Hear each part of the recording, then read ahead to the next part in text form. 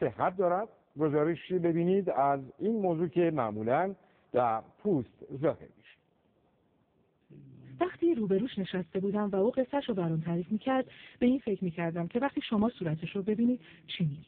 شاید تا به حال تو زندگیتونی همچین مشکلی ندیده باشین. منم تو کتابا دیده بودم، اما این اولین بار بود که از نزدیک میدیدم.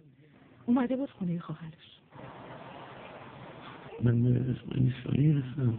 مثلا از 7 از بعد تولد بزرگ جوانی داشتم. بعدها فهمیدم اسمش همانژیومه. همانژیوم به زبان ساده یعنی گشاد شدن رگ‌های خونی.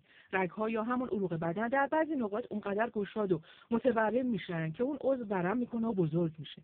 آقای شاهی مبتلا به نوعی از همانژیومه که رگ‌ها در قسمت یک طرف سر و گردن و بدن اونقدر گشاد و کلوف شدن که در پزشکی به قار تشبیهشون میکنن. او مبتلا به همانژیوم کاورنوس یا همانژیوم قاری. معمولا در عصبی شدید رگ‌های وقتا خونریزی داخلی و تشویش مطمئن. همانژیوم در اصل همون مشکلیه که مردم به ماه گرفتگی میشناسنش. اینکه میگفتن مادر باردار اگه موقع ماه گرفتگی نقطه‌ای از بدنش رو بخارونه، همونجا رو بدن بچه لکه ایجاد میشه.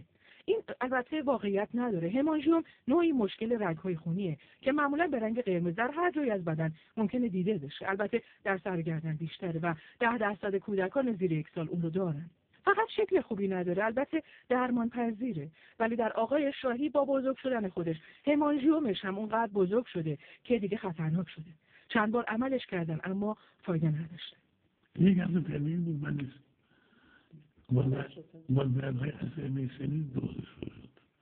اینشون دورانه نتیجه.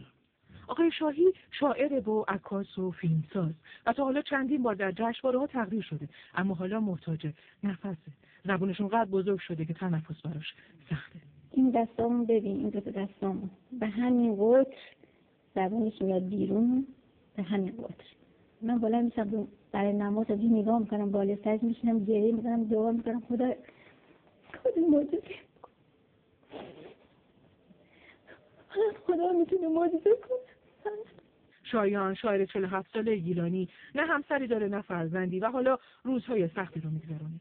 برخی پزشکانمون بهش گفتن دیگه امکان درمانش در داخل کشور نیست و هزینه‌های اونور هم بسیار سنگینه. اصلا دیگه من نفس کشیده نمی‌کنم.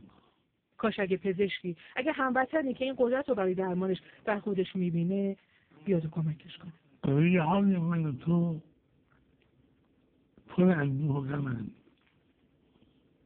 بیادیش به فردای دیگر. سلامتی برترین نعمت خداونده. خدایا سلامتی رو به همه بیمارانمون برگرد. کاش آسمان شهرمون آبی بود. پس از نخست وزیر عراق